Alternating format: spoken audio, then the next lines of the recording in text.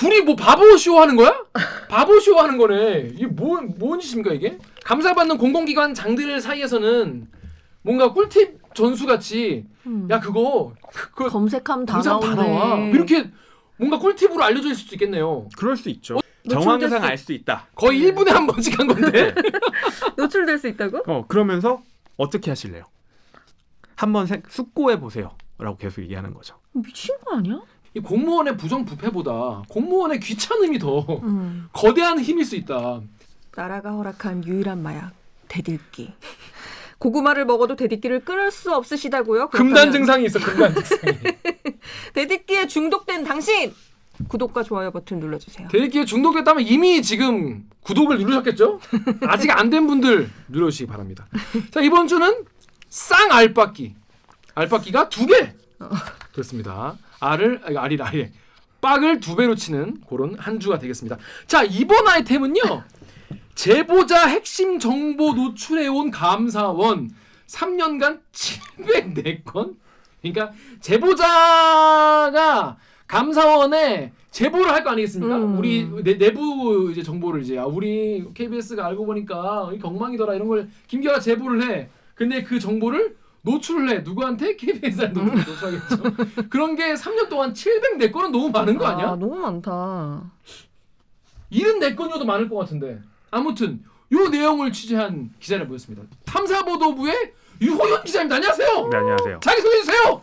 얼마 전에 한번 나왔었는데 단골 손님. 네, 다시 왔.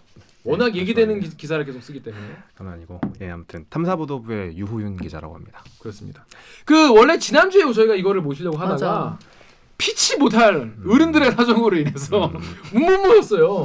그래서 저희가 지난주에 무치 뉴스로 빠밤 떼우지 않았겠습니까? 했구나 이거를. 이거 안 했지. 무친 뉴스. 이거 무치 뉴스 이걸 못 네. 다루고 딴 거를 딴 다뤘어요. 걸 했구나. 뭐 백신 여론이랑 뭐 이런 다른 걸 다 다뤘어요. 그래서 이번 주에는 쌍 알박기. 그 말 써도 돼요. 아니, 지적을 많이 받았잖아. 지금 말 받나? 네. 아무튼 그렇습니다. 송구하고요. 오해하지 않으시길 바라겠습니다. 자, 그래서 이번 주 기사는 기본적으로 딱 제목 듣는 거 아시겠죠? 감사원이 제보자의 신원을 노출을 해왔다는 거예요. 제보자의 신원을. 자, 그런데 요즘에 또 이 감사원장께서 핫하지 않습니까? 이분이 최재형 감사원장이 지금 대선에 나온다 막 이런 풀풀 풍기고 있어요. 그래서 이런 댓글이 달렸습니다. KBS 유튜브 댓글 오기정 기자 읽어주시죠. KBS 유튜브의 션리님이요.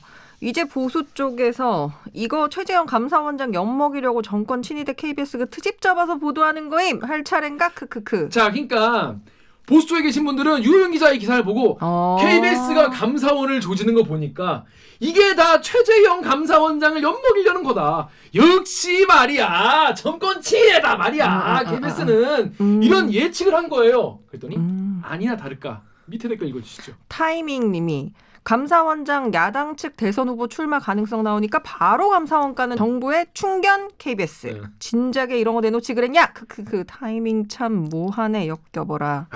역시 예측을 빗나가지 않는다. 예상대로 이런 댓글이 많이 달렸어요. 의외로. 그러니까 유호영 기자가 정권의 친위대이자 정부의 충견이야. 멍멍. 그래서 야당에서 이 감사원장이 대선 후보 나오니까 날려라. 이때다. 이때다 말이야. 그래서 냈다는 거예요. 사실입니까? 사실은 아니고요. 어떻게 해서 이걸 보도하게 되는지 경위를 좀 설명해 주시죠. 제가 예전에도 예전에는 청와대 약간 비판적인 기사, 청와대 행정관이 이제 군 내부 이제 인사자로 들고 나갔다 맞아요, 분실하고 맞아요. 이제 그런 보도 썼을 때는 네. 이제 맞아요. 반대쪽에서 욕을 맞아요, 먹고 맞아요. 이번에는 또 다른 쪽에서 욕을 먹어서 음. 두루두루 까이곤 있는데 그렇습니다. 아무튼 어떻게 보도된 건가요? 이게 사실은 제보가 왔어요. 메일함을 보다 보니까 한 분이 이제 유호영 기자 개인 메일로? 개인 메일로 와가지고 그 정도야? 근데 그 정도까지는 아닌데 어느 정도로 생각한 거죠? 유호연 세 글자만 믿고 제보를 한단 말이야?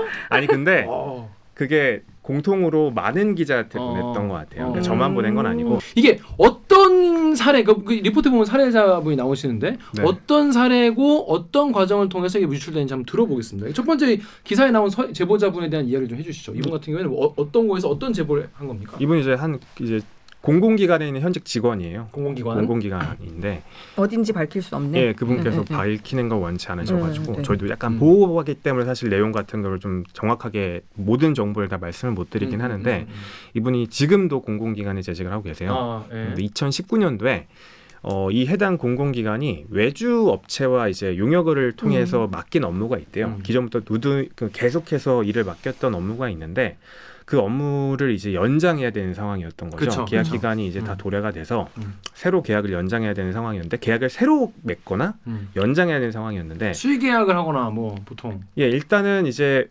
국가계약법에 의해서 일정 금액이 넘어가면은 수의 계약을 하면 안 되고 다 경쟁 입찰을 해야 되죠. 경쟁 입찰을 예, 해야 왜냐하면 돼요. 항상 이제 어느 공공기관이나 아니면은 뭐 관에서도 벌어질 수 있는 계약 문제가 예를 들어가 제가 김기아 기자랑 김기아라는 안다고 사람 해서. 친한데 여기 업체랑만 계속 일감을 주게 되면 그쵸. 부패잖아요. 그쵸. 그러니까 이거 법으로 이제 막아놓은 거죠. 그렇죠, 그렇죠. 근데 해당 기관이 특정 업체와 계약을 맺고 있었는데 그 관련된 법령상 특수한 상황에는 계약을 연장할 수가 있어요. 연장 가능하죠. 사실 뭐 예를 들어 가지고 다른 입찰 기업을 다시 구하고 다시 경쟁 입찰을 하는데 또 비용이 들고 아니면은 또 특수한 그 업무의 그 연속성. 노하우를 갖고 있는 거면 연속성을 위해서라도 기존 업체 연장이 가능해요.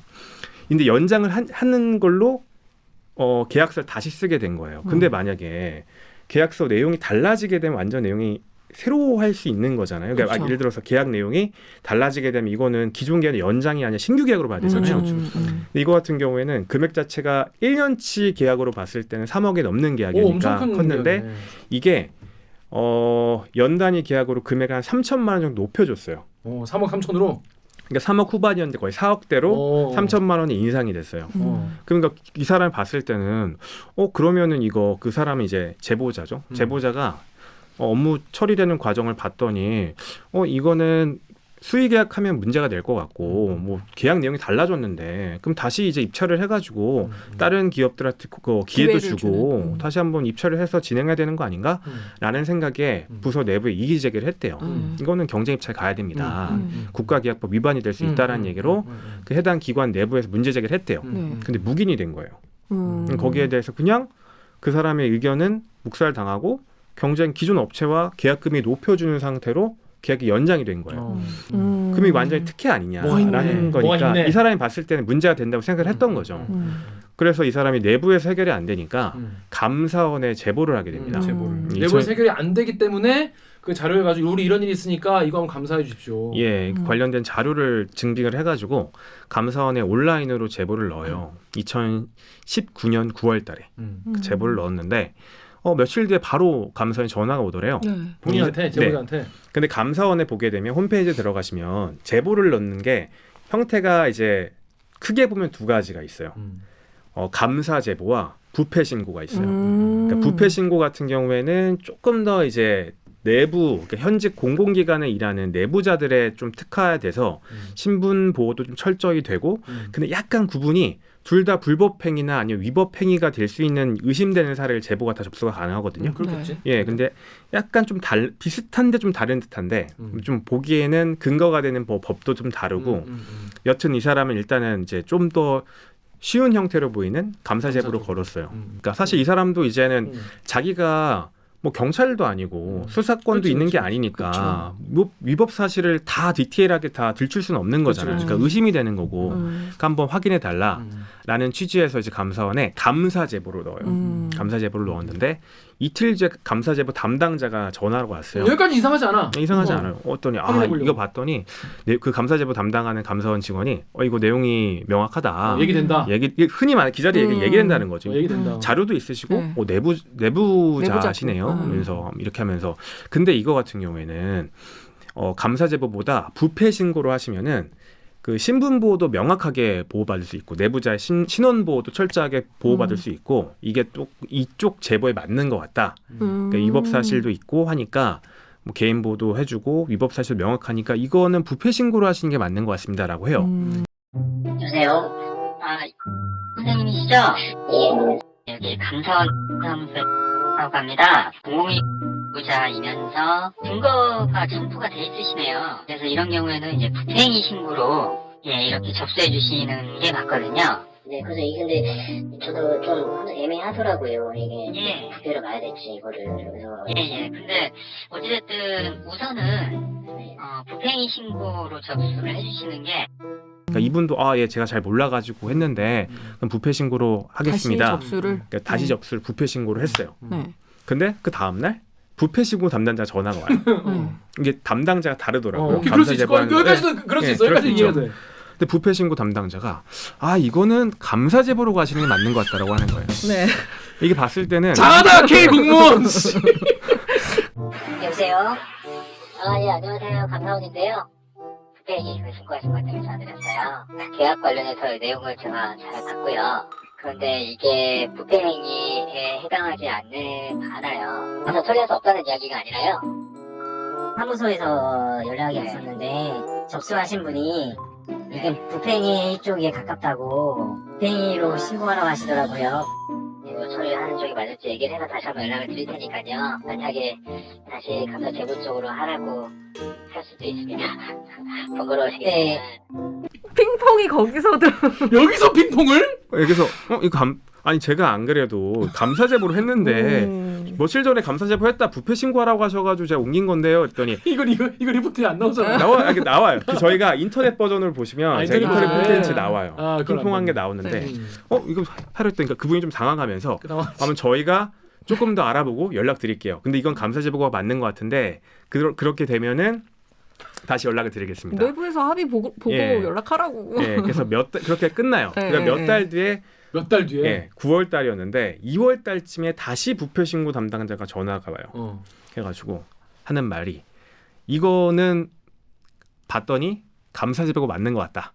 감사 제보로 옮기셔야 될 것 같다. 그러니까 이 사람이 너무 황당한 거죠. 아니 그 지금 몇 달이나 지나가지고. 5개월을 기다렸는데 개 같다 진짜. 5개월을 들었는데 신고에 대한 그 접수 방식이 좀 달랐다 그래가지고 다시 접수라라는 게 되니까 그러니까. 황당하잖아요. 그래서 이제 그 부패 신고 접수받는 분도 미안했는지 그럼 제가 옮겨드릴게요라고 하더라고요. 그래서 다시 접수를 해야 되는 건데 그럼 옮겨드리겠습니다. 동의하시죠? 그래가지고 다시 그 전화상으로 접수 방식을 옮겨줘요. 오케이 네. 여기까지도 좋아 빡치지만 뭐 네. 넘어갈 수 있어. 그래서 아무튼 이 사람을 했는데 넘어가가지고 그러니까 이 사람 입장에서는 넘어가면서 결국에는 해당 지역 사무소로 다시 내려가요. 그 감사원에. 그러니까 이 사람의 결과적으로는 감사 기간 동안이 총 6개월 정도 됐는데 6개월 동안 연락한 감사원 담당자가 4명이에요. 그러니까 계속 그 4명이 바뀔 때마다 그 내용에 대해서 모든 정보를 다 갖고 있는 게 아니라 초기에 접수했던 그 초기 자료만 갖고 있는 거예요. 그러면 이 사람한테 다른 감사원이 넘어갈 때마다 다시 설명을 해야 되는 거죠. 다시 자료도 넘겨줘야 되고. KBS에 제보를 했는데 부서를 계속 핑퐁 치는 거야. 뭐 경제 쪽이어가지고 뭐 산업과학부에 전화가 왔는데 이거는 나와바리가 어디니까 뭐 담당이 어디니까 뭐 사회부로 가야 될 것 같다. 그럼 사회부 내가 기자를 연결해 주는 거야. 그러면 그 사람이 사회부 기자한테 계속 설명해 줘. 근데 사회부 기자가 이거는 당권으로 처리하기 어려울 것 같으니까 탐사보도부로 가시죠 하면서 탐사보도부 기자를 소개해 주는 거예요. 무한반복. 그러니까 이게 무한반복이 되는 거잖아요. 이 사람 입장에선 지치게 되는 거죠. 그쵸. 그리고 더 걱정이 됐던 게 이 사람이 근데 이 감사가 그러면 잘 됐냐라고 했을 때 5개월 정도를 이제 이쪽에 전화만 시간 넘기고 끌기. 하다가 결국에는 해당 기관에 자료 요청을 와요. 그러니까 해당 기관에다가 감사 제보가 들어왔으니까 이런 내용에 대해서 증빙을 하죠. 자료 제출을 요구했는데 그 자료가 건너가고 나서 한 일주일 됐나? 10일도 안 돼가지고 문제 없음으로 결론이 나는 거예요. 감사원에서 예, 감사원 감사원에서 지역 거기에서 예, 거기에서 여기를 감사했더니 문제 없다고. 예, 자료만 현장 방문도 안 해요.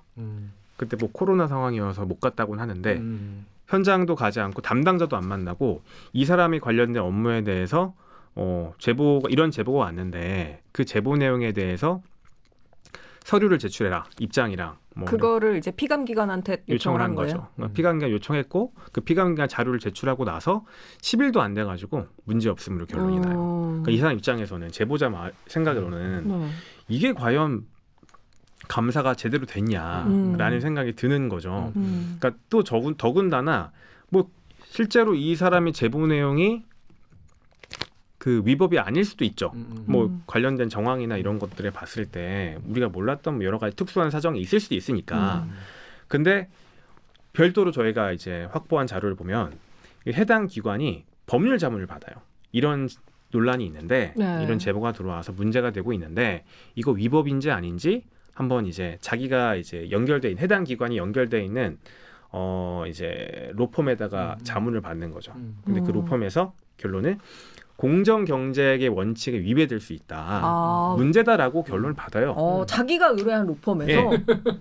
그랬더니 이 해당 기관이 다시 다른 로펌에다가 요청을 해요.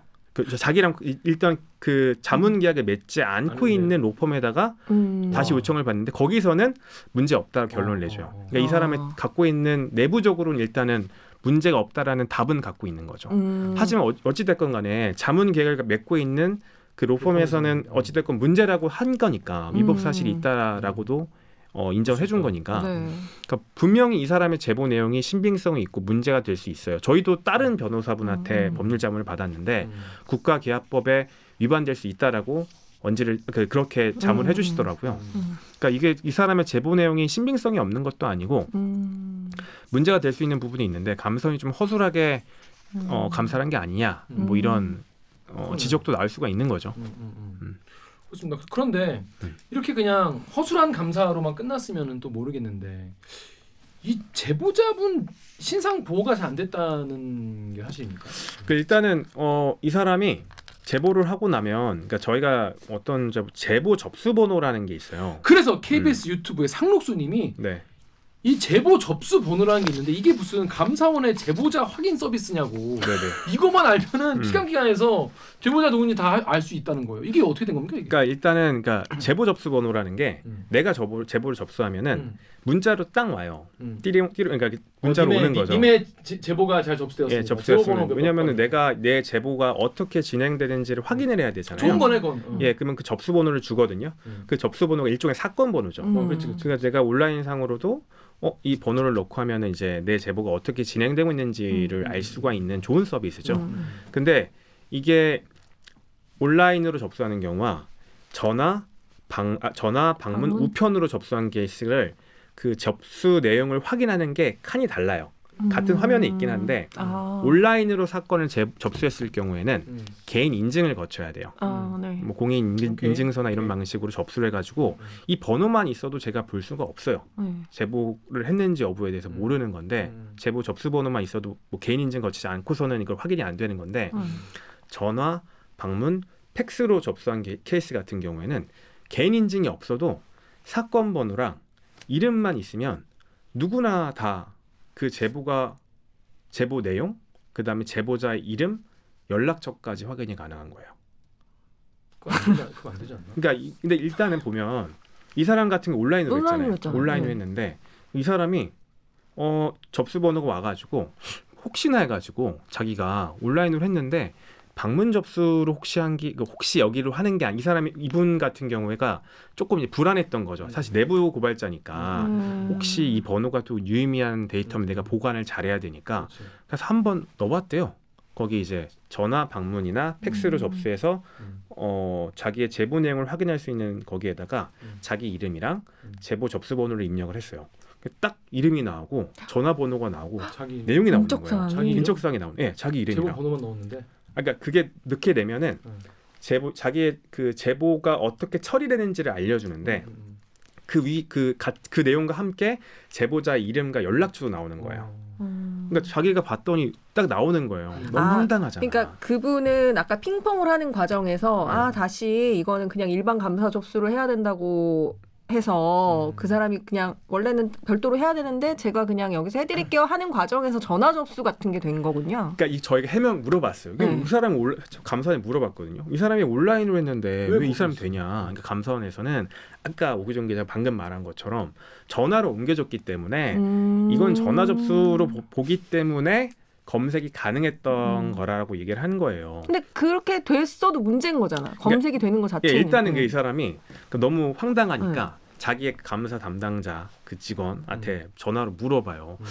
근데 이거 제보 접수 번호로 가지고 이거 검색이 가능한데 개인 인증이 없어도 가능한데 불안하니까 개인 인증 없어도 가능한데 이거 번호 뭐 다른 제 기관이나 알려지지 않는 거죠? 그랬더니 이거는 본인 외에는 알려지지 않는다. 제보자분께만 전달되는 정보기 때문에 다른 분이 알 수가 없다라고 감사원 직원이 이렇게 설명을 해줘요. 그러니까 이렇게 넘어갔던 거죠. 안심을 했던 거죠.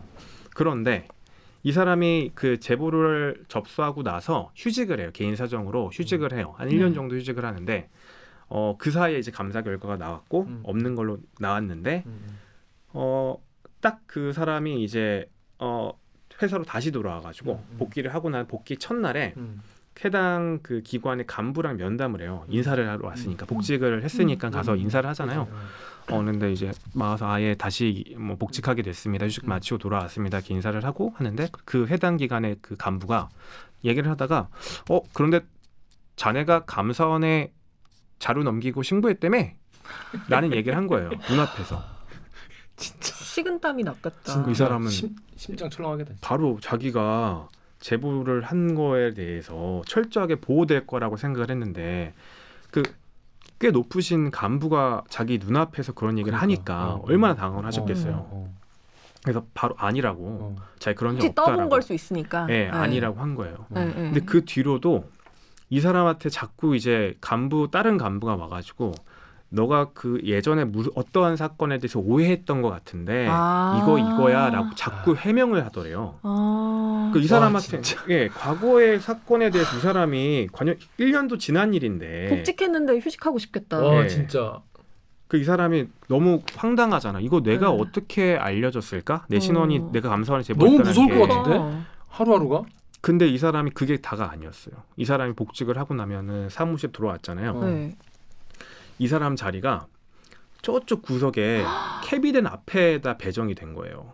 그건 직장 내 괴롭힘이다. 그러니까 이 사람이 원래 앉던 자리가 있고 자리가 있는데 그걸 옮긴 거구나. 구석에다가 놓은 거예요. 그러니까 이쪽에 물론 자리가 그쪽에도 원래 책상이 있던 자리긴 한데 그러니까 직원들이 그 겨울철이어가지고 코트 같은 거를 벗으라고 캐비넷 앞에 자주 오가잖아요. 그러니까 좋지 않은 자리. 사실 사무실을 보게 되면 직장인분들 다 아시겠지만 약간의 그 자리 직위 순서에 따라서 좋은 자리가 있고 안 좋은 자리가 있잖아요.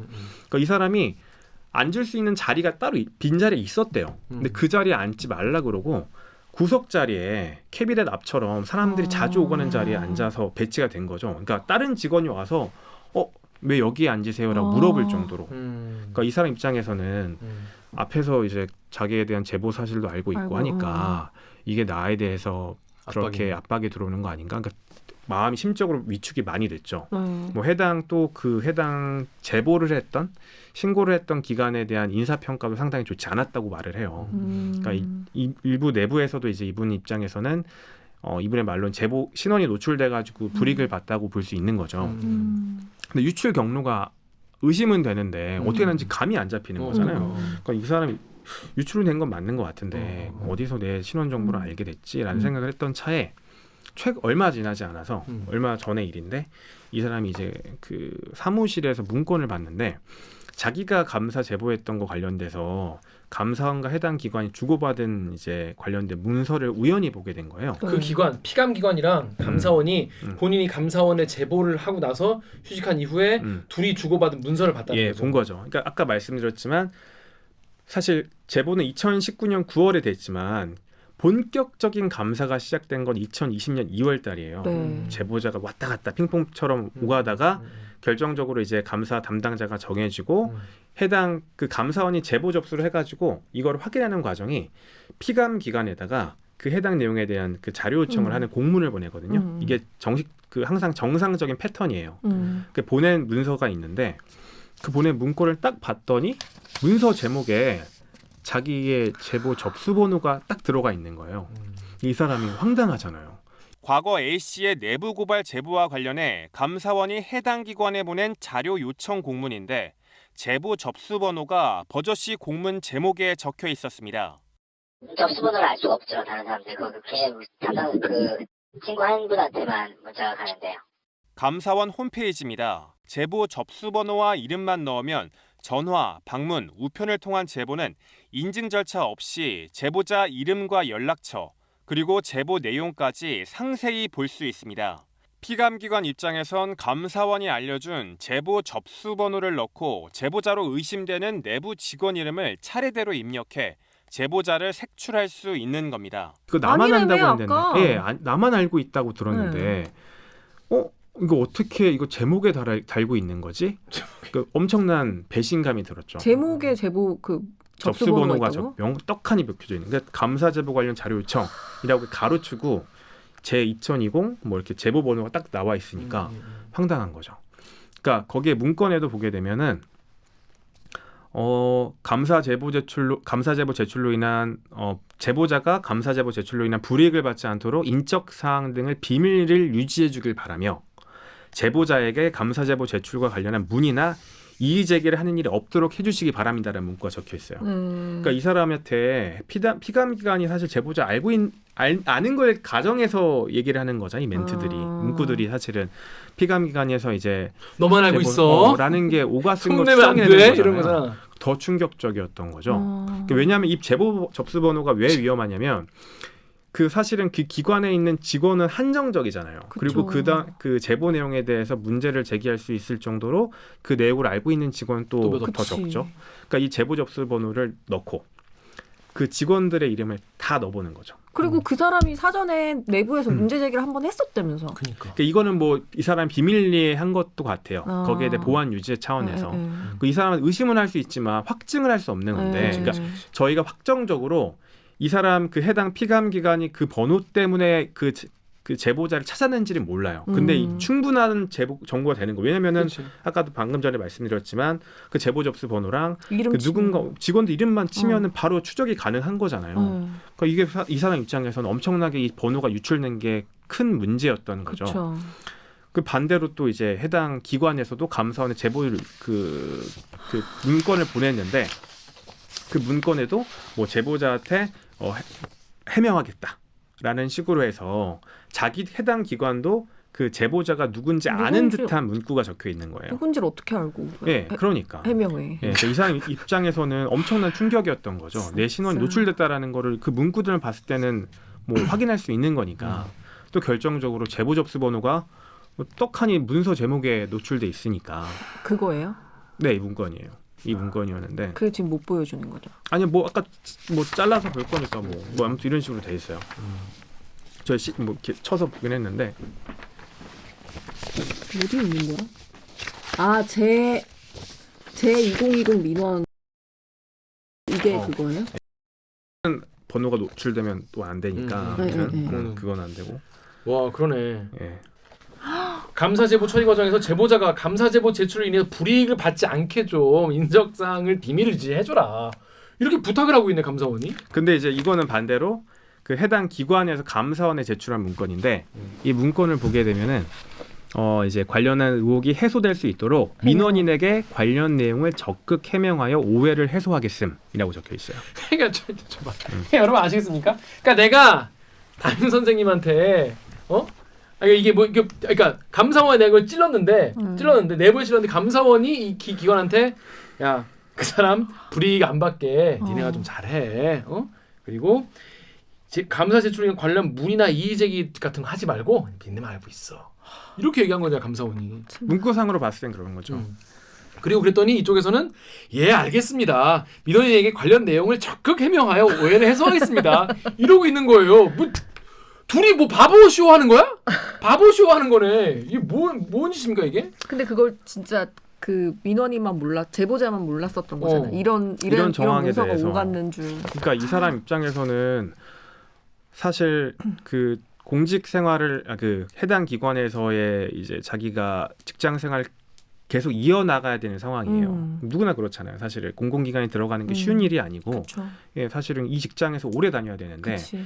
낙인이 찍혀버리게 되니까 그치. 이 불이익을 어떻게 할 거예요. 그러니까 이 사람한테는 내부 고발을 하는 게 엄청난 용기를 내고 위험을 감수하고 한 행동인데 이게 이런 식으로 돌아와 버리니까 이 사람 입장에서는 엄청난 큰 충격이고 그게 또 피해가 된 기관의 거죠. 발전을 위해서 그렇게 한 건데. 그렇지. 조직을 사랑하는 사람들이 그렇게 많이 하세요. 예. 그러니까 이제 잘 이해 안 되시는 분들 계실 것 같아서 설명드리면 예를 들어 뭐 군대에서 분대장이 문제가 있어. 분대장이 문제가 있어가지고 중대장한테 찔렀어. 중대장한테 분대장 문제를 했더니 중대장이 분대장 불러가지고 야 너 이런 거 문제라며. 기화가 그러던데. 기화가 그러던데 너 이거 문제라며. 하지만 기화한테 너 뭐라 하지 마 알았지? 그러니까 알겠습니다. 제가 기화가 오해하지 않게 잘 설명하겠습니다. 그리고 이제 내무실로 들어오는 거지. 이게 뭐야 이게 말도 안 되는 거잖아 이게 감사원이 원래 이렇게 하게 돼 있습니까 감사원에서? 그러니까 이 제목에 그렇게 그러니까- 쓰는 게 뭔가 양식인 그러니까 건가? 공식 공문에 그렇게 있는 걸 보면은 그래도 되는 거 아니야? 그러니까 제가 그래서 우리가 오해한 거 아닐까? 원래 그래도 되는 거 아니야? 황당한 거예요. 일단 감사 제보 번호가 노출된 게 이 단건을 접수하고 나서 그럼 이게 문서 양식이 아닐까라는 생각이 든 거죠. 모든 예. 제보자가 그렇게 노출될 수 있다는 거잖아. 그러니까 제가 그래서 그 opengo.kr이라고 정보 공개 포털이 있어요. 네. 그럼 거기에 가게 되면 해당 기관에서 생산된 내용은 보지 못하지만 문서 제목은 모두 다 볼 수 있어요. 문서 제목은 문서 제목은 어느 기관을 막론하고 뭐 공공기관이라고 하면 다 볼 수 있고 정부기관, 공공기관이라고 하면은 문서가 생산된 문서의 제목은 다 볼 수 있거든요. 그래가지고 이 똑같은 제목으로 감사 제보 관련 자료 요청을 쳐봤어요. 해당 기관이랑 감사원으로 해서 엄청나게 나오는 거죠. 다 제보 번호랑 같이. 그러니까 이게 그래서 3년에 관례적으로 700건인 거죠. 근데 706건인데 이게 사실은 감사원에서 2018년도부터만 2018년도 6월인가 이때부터만 검색이 가능해요. 그 문건을 그 해당 포털에서 검색한 게 그러니까 저희가 검색으로 확인한 것만 700건이 넘었던 건데 그렇게 많은 번호가 피감 기관에 넘어가는 거죠. 그렇게 해서 그러니까 이게 오히려 감사받는 공공기관 장들 사이에서는 뭔가 꿀팁 전수 같이 야 그거 검색하면 다 검색 다 나와 나오네. 이렇게 뭔가 꿀팁으로 알려줄 수도 있겠네요. 그럴 수 있죠. 어쩌면 대대끼가 그걸 알려드리는 게 될 수도 있겠는데. 그래서 그러니까 저희가 이걸 취재하고 나니까 감사원에서 아차했나 봐요. 바로 바꿨어요. 감사원에 제가 취재를 시작하고 나서 이거 번호 유출된 거 알았냐? 이런 제보 번호 있으면 역추적 가능하지 않냐? 그러니까 제보 번호 있으면은 제보자 사람 누군 이름 추적 넣으면? 가능한 거 아니냐라고 저희가 전화를 물어봤어요.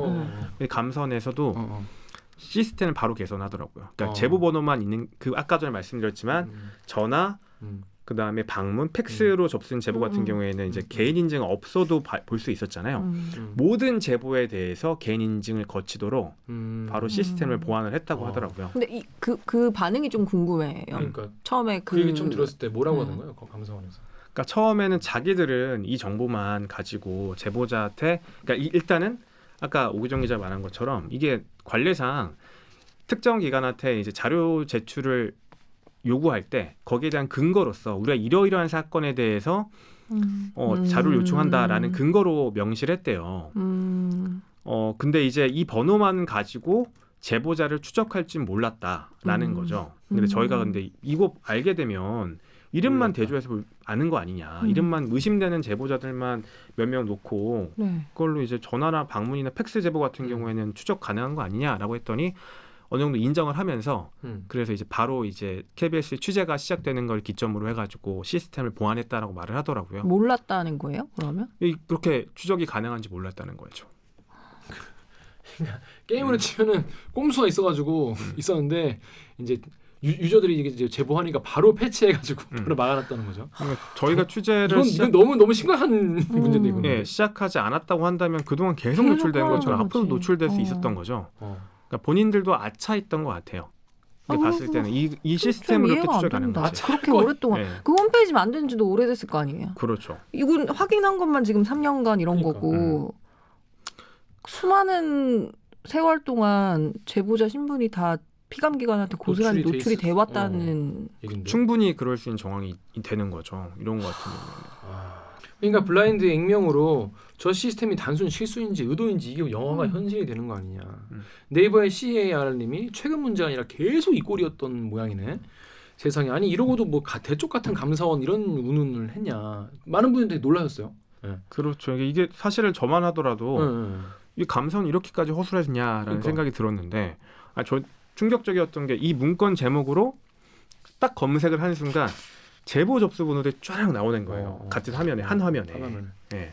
근데 기관적 환경부도 있고 뭐 부산시도 있고 서울시도 있고 해당 그 문건을 받은 기관들은 더군다나 더 컸던 문제 같은 경우에는 그 내부 고발자를 어떻게 감사원이 대응하고 이 사람한테 도움을 줬냐가 되게 중요한 문제잖아요.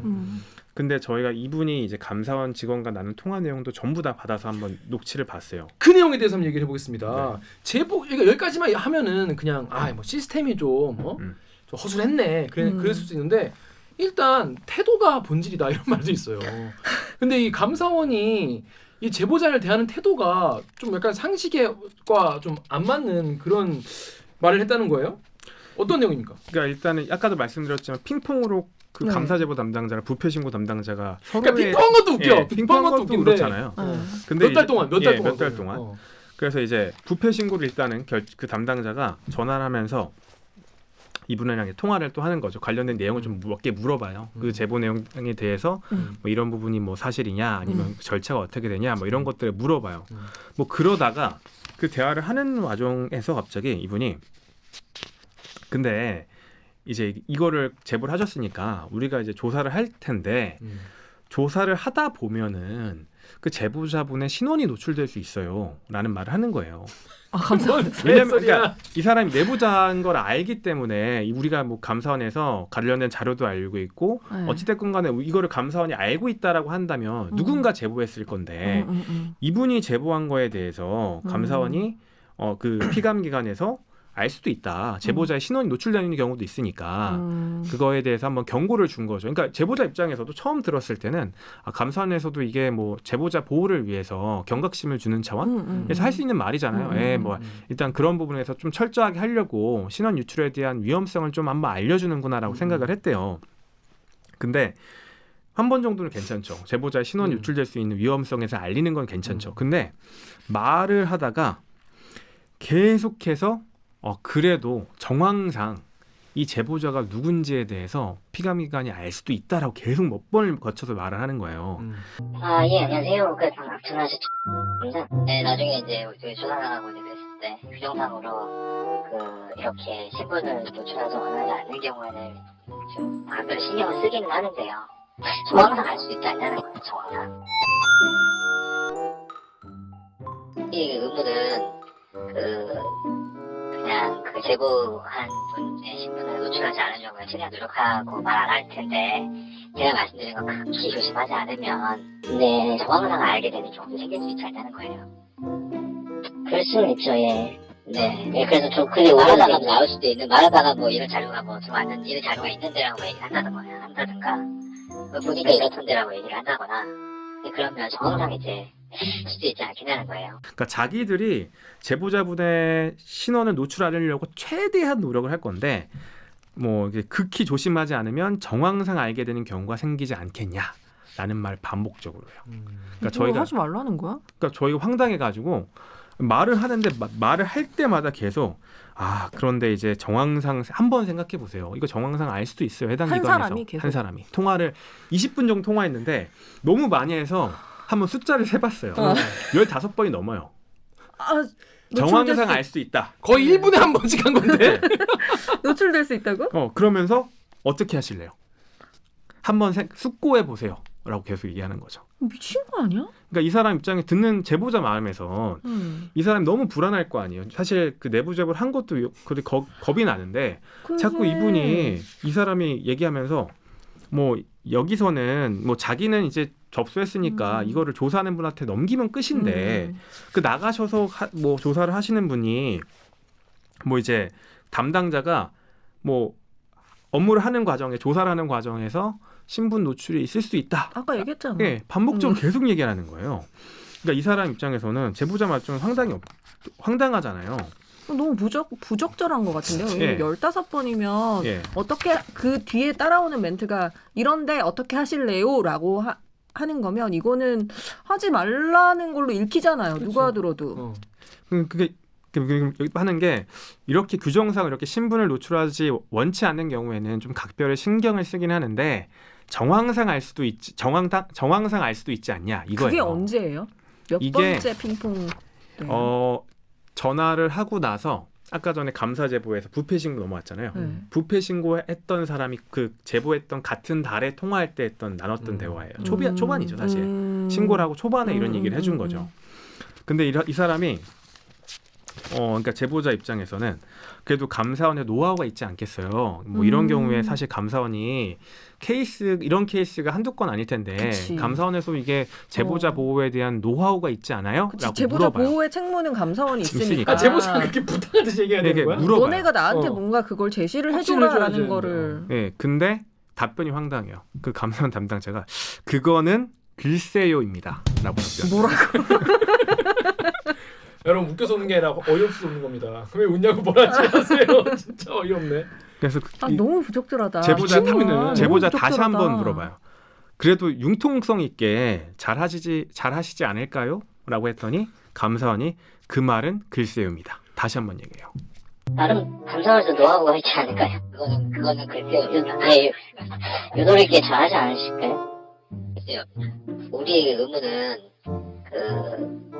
그냥 그 제보한 분의 신분을 노출하지 않으려고 최대한 노력하고 말 안 할 텐데 제가 말씀드린 거 극히 조심하지 않으면 정황상 알게 되는 경우도 생길 수 있지 않냐는 거예요. 제보하지 우리가 말라는 노출할 거잖아. 수 있다 이 말이구나. 노출하겠다는 거야 뭐야. 그러니까 이게 사실은 뭐 이렇게 본인 입장에서는 사실은 경고를 주더라 자기네들이 철저하게 보호해가지고 신원 노출 안 되게 감사를 할 수 있도록 좀 노력해 보겠다. 그건 감사원법에도 있을 것 같은데. 근데 이게 그렇게 지켜줘야 되는 건데 이 사람 입장에서는 계속 반복적으로 겁을 주면서 글쎄요라고 하니까 제보자 입장 니네가 황당한 날 거죠. 보호할 그 방법이 뭐냐 이걸 물어봤는데 글쎄요. 아니, 그러니까 오히려 그냥 반대잖아. 예를 들어 기자한테 제보가 오면은 오히려 기자가 설득한다고. 이제 신원 이제 확실히 보장해 드릴 테니까 말씀해 주세요. 이런 식으로 취재하잖아요. 그러니까 저희 입장에서 사실 저도 최근에 오늘도 통화를 했는데 제보자분 통화할 때 이분께서도 되게 걱정을 많이 하시더라고요. 그러니까 저희 입장에서는 그분도 이제 내부 고발자랑 최근에 또 다른 사건 때문에 오늘 통화를 했는데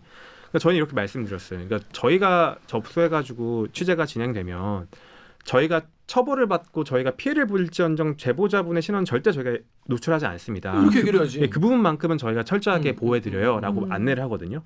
반대 입장에서 감사원도 비슷한 거잖아요. 그치. 이분 입장에서는 그렇게 감사를 해달라고 하고 예. 이래야지. 근데 그렇게 글쎄요라고 하니까 일하기가 싫은 것처럼 들리잖아요. 그러니까 오히려 제보자가 이거에 대해 신원이 노출되지 않으려면 제가 제보한 정보 말고 다른 그러니까 모든 이 사업과 관련된 모든 자료를 다 달라고 한 다음에 요건이 아니라 이건이 아니라 여러 좀 개를. 범위를 넓혀가지고 자료를 받은 다음에 그 내용 중에 찝어가지고 추가적으로 자료를 요청하면은 그치. 감사원 입장에서는 그렇게 업무가 진행이 되면 피감기관 입장에서는 모르지 않겠냐라는 그게 제안을 해줘 역으로. 그런 아이디어를 제보를 그러니까 신원이 노출되지 않을 방법에 대해서 감사원이 안내를 하는 게 아니라 제보자가 역으로 제안을 해주는 거죠. 그러니까 황당한 상황이 벌어졌는데 제보자 그래도 감사원 입장에서는 그래도 신원 노출에 대한 위험이 있다. 정황상 알 수도 있으니까 한번 다시 한번 생각해 보세요. 부적절하다. 그분. 부적절하죠. 그래서 KBS 유튜브에 물음표님이 네. 감사원이지만 감사하기 싫다고 취소하라고 말 못 알아듣냐고 이런 마음이 아니었을까라고 써주셨어요. 그러니까 저희가 뉴스에서는 이 녹취 내용을 많이 못 다뤄가지고 제가 유튜브 영상을 하나 따로 만들었어요. 그러니까 아까 핑퐁했던 것과 이렇게 15번 정도에 대해서 이렇게 그렇게 정황상 노출될 수 있다 겁을 주는 문구를 이제 따로 녹취를 모아가지고 유튜브 그 클립을 만들었는데 오히려 거기에 대해서 되게 분노를 많이 하시더라고요. 이게 이렇게 감사 제보를 어렵게 한 건데 이런 식으로 업무 처리하는 게 말이 되냐. 그러니까 아까 그거는 그냥 실수일 수 있다고 쳐. 몰라서 그랬다. 그래서 그치, 첫 번째 거야. 알았으니까 바로 개선하겠다라고 했으면 이거, 그래 100번 양보해서 우리 양보 잘하니까 그래. 양보왕. 몰라서 그랬는데 바로 시정하는 모습 좋아 할 수 있지만 이거는 너무 이거는 태도잖아. 태도의 문제. 그러니까 애초에 그럴 의지가 없었다는 걸로 읽혀요. 그러니까요. 이게 감사원에 그렇게 제보를 하는 내부 고발자들이 한두 명이 아니잖아요. 근데 그 사람들한테 돌아왔던 대응이 이랬다고 한다면 사실 큰 문제죠. 근데 이게 지금 되게 녹화하면서 갈등이 생기는 게 아까 앞에 거 같은 경우에는 이제 패치했단 말이에요. 업데이트 패치를 해가지고 이제 이게 이제 마음껏 제보하셔도 됩니다라고 하겠는데 이런 식이면 감사원에 앞으로 내부 고발 하지 마세요가 돼야 되는 거잖아 내용이 우리가. 근데 그럼 안 되는 거잖아요 사실. 내부 고발을 더 할 수 있도록 감사원을 우리가 믿고 맡길 수 있어야 되는 건데 이거 같은 경우에는 감사원이 그러면 이 보도에 대해서 혹시 뭐 반응이 있었습니까? 저희가 일단은 반론을 요청했어요. 이 해당 그 통화를 나눈 분의 성함을 알고 있어가지고 거기에 대한 반론을 좀 달라. 그랬더니 이분이 이제 그 그러니까 제보 취하를 압박하려는 행동은 아니었다. 단순히 이제 여러 가지 업무상 안내를 하는 과정에서 이제 했지. 여러분 요거 업무상 안내하는 과정에서 20분 동안 15번을 야 너 걸린다 이거 너 걸릴 수 있어 이거를 15번 한다는 거 이거 납득이 되십니까? 그러게. 저는 납득이 안 되는데. 그러니까 저는 충분히 문제가 됐죠. 이거는 봐도 이런 식으로 대응한다고 한다면 어느 누가 감사원에 내부 고발을 하겠어요. 근데 예를 들어서 우리가 근데 그럴 이유가 공무원 분께서 그 해당 피감 기관과 갑자기 무슨 뭐 연이 닿아서 그런 건 아닐 거 아니에요. 랜덤일 텐데. 그런데 일단 저 봤을 때는 그 제보 접수를 받았던 당사자들이 자꾸 이렇게 업무를 넘기잖아요. 그러니까 업무 처리를 하기 싫어하는 행태처럼 좀 보였어요. 저는. 그러니까 여러분 제가 지난번 방송에도 말씀드렸지만은 이 공무원의 부정부패보다 공무원의 귀찮음이 더 거대한 힘일 수 있다. 공무원의 일하기 싫음. 이 건 바이 건을 안 해도 똑같이 월급 받기 때문에 공무원분들 중에서 그런 분들이 계시다는 거죠. 모든 공무원분들이 그런다는 게 아닙니다. 여러분 요거에 대해서 오해하지 마시고요. 공무원의 게으름과 이 귀찮음이 더 큰 문제를 만드는 게 아닐까 이런 생각이 들어요. 그러니까요. 이게 감사원이라고 한다면 그 제보자를 좀 이제 안심시키고 그래. 여러 가지 기존 했던 방식에 대해서 좀 이제 노하우가 있으니까 뭐 이 제보자 보호하기 위해서 이런 방식을 해보시는 게 어떨까요? 이렇게 제안을 해줘야 되는 건데 그런 제안이 하나 드러나지 않는다는 근데 점에서 문제죠. 감사원이 어쨌거나 결론적으로 제보자를 찾을 수 있는 방법을 알려준 셈이 됐잖아요. 그렇지. 그랬을 경우에 뭔가 감사원이나 그 직원이 받을 수 있는 페널티가 없어요? 일단은 직접적으로 이게 네. 법률상 위반이 되니 아니 저희도 걱정이 좀 됐는데 네. 이게 바로 예를 들어 가지고 모든 정보, 개인 정보나 이름을 직접적으로 넘겨주게 됐다고 한다면 거기에 대해서 이제 공익신고자 보호법에 의해서 처벌이 가능한데 이거 같은 경 약간 시스템적으로 이제 했지 사실 직접적인 정보를 넘겨줬은 그런 정황이 구체적으로 드러난 건 아니거든요. 그래서 만약에 이게 막 시스템에 대한 책임자에 대해서 징계가 있을 수는 있겠지만 뭐 감사원 차원에서는 일단은 자기들도 보지 못하는 거라고 하니까 의도적으로 이거를 제보자의 신원을 넘겨주는 것보다 그 시스템에 약간 좀 부족했던 부분이라고 자인했기 때문에 처벌이나 이런 것까지는 가는 건 쉽지 않았던 것 같기도 해요. 총책임자는 당연히 감사원장이란 말이에요. 감사원장 같은 경우는 이거에 대해서 뭐 멘트가 없는지 여기 보면은 여기 12페이지 댓글 오기정 기자 2개 읽어주십시오. KBS 유튜브에 오네시모님이요. 나사 풀린 감사원 이게 감사원이냐? 감사원장은 뭐 하는 사람인지 마음이 콩밭에 가 계신 건 아닌지. 네이버의 푸롬님이 푸롬땡땡님이 감사원장이 개판이 조직이 개판되는 거예요. 정치질 그만하고 본연의 일이나 잘해라. 그러니까 이제 수신제가 치고 평창을 하는 거예요. 이 감사원에서 이런 말도 안 되는 일들이 계속 일어나는데 지금 감사원장이 지금 뭐 대권 도전한다고 이러고 있으니까 당연히 사람들 입장에서는 아니 이렇게 문제가 오랫동안 나왔던 거를 그냥 냅둬 놓고 갑자기 지금 정치한다 나온다고 하니까 사람들이 빡이 치는 거죠 기본적으로. 근데 이거에 대해서 뭐 감사원장 아무런 멘트가 없는 거죠. 그럼 저희가 감사원에 이제 공식적인 이제 입장을 물어봤고 그렇죠. 거기에 대한 답변을 받았던 것들을 이제 기사에 담았습니다. 감사원은 그래서 이거에 대해서 뭐라고 합니까? 아까 말씀드렸듯이 일단 시스템에 대해서는 자기들도 몰랐던 부분이어서 KBS 취재를 기점으로 바로 보완을 했고 제보자를 일단 뭐 제보 취하를 하기 위해서 압박을 준 적은 없다. 그냥 이제 안내하는 과정에서 벌어졌던 일이다. 본인이 들어보면 그렇게 안 느낄까? 근데 저 반론 하나 해도 돼요? 해도 되죠. 그 해명에 대해서? 왜냐하면 그 제보자가 자기가 검색해봤을 때 내 이름 했더니 제보번호랑 그 접수번호랑 이름 했더니 그걸 자기 정보가 뜨는 걸 알고 감사원에다가 한번 재차 확인 작업을 한번 거쳤잖아요. 내가 맞아요. 이렇게 하니까 나오더라는 걸 네. 감사원에 알렸어. 그러면 감사원에서도 알고 있다는 거예요. 그거는. 확인 안 해본 거지 뭐. 그러니까. 그리고 그 접수번호는 그 기관엔 피감기관에 넘어가지 않는다는 답변을 했잖아요. 그러면 이거는 시스템에 의한 거라고 나는 얘기할 수 없을 것 같아요. 네, 그거는 감사원에 적어도 그 직원은 알고 있었던 거예요. 귀찮아요. 여기 넘긴 거야. 귀찮으니까 그냥. 걱정 마세요. 갈게. 예. 이러고 그런 거야. 연기. 그리고 밥 먹으러 간 거야. 그리고. 연기가 날로 나르네. 그런 거 아닐까요? 공무원의 거대한 귀찮음과 무사한 일이 또 난 이런 거 제보자를 진짜 연 매기는 거야. 나 징계 받았으면 좋겠어요. 시원하게 징계 받으셔야 될 것 같은데 징계 안 하겠죠? 징계한답니까? 징계에 대한 얘기는 하지 않았습니다. 네, 그러니까 그냥 잘하자 뭐 이런. 진짜 감사원 진짜 잘하시기 바랍니다. 이게 수장께서 지금 대선 나온다고 하시는데 그 직원들이 그렇게 이런 식으로 일을 지금까지 해왔다고 하면은 이게 면이 서겠습니까? 그렇습니다. 자 우영 기자, 우리 지금 되게 감사원 그래도 뭐랄까 저는 이 보도 같은 경우에는 그래도 좀 시스템적 개선을 이뤄냈잖아. 그러니까 약간 뿌듯할 것 같아요. 그렇죠. 이제 반응이 왔고 거기에 저희가 문제점, 구조적인 문제점을 발견했고 단순히 이게 한 건의 단일 사건의 문제가 아니라 누적돼가지고 있던 그 구조적인 문제점이 있다라는 걸 확인해서 또 고쳤으니까 그런 부분에 대해서는 저희 취재가 의미 있었던 거라고 생각이 우영 기자 듭니다. 잘했다고. 맞아 박수 맞아. 네, 감사합니다. 그렇습니다. 자, 오랜만에 또 대길 기자 나왔는데 네. 요 보도 같은 경우에는 뭐 지난주에 한번 밀리긴 했지만 그러니까요. 제가 아이템이 너무 좋아가지고 끌어올리기. 끌어올렸어요. 자, 오늘 출연 소감 한마디.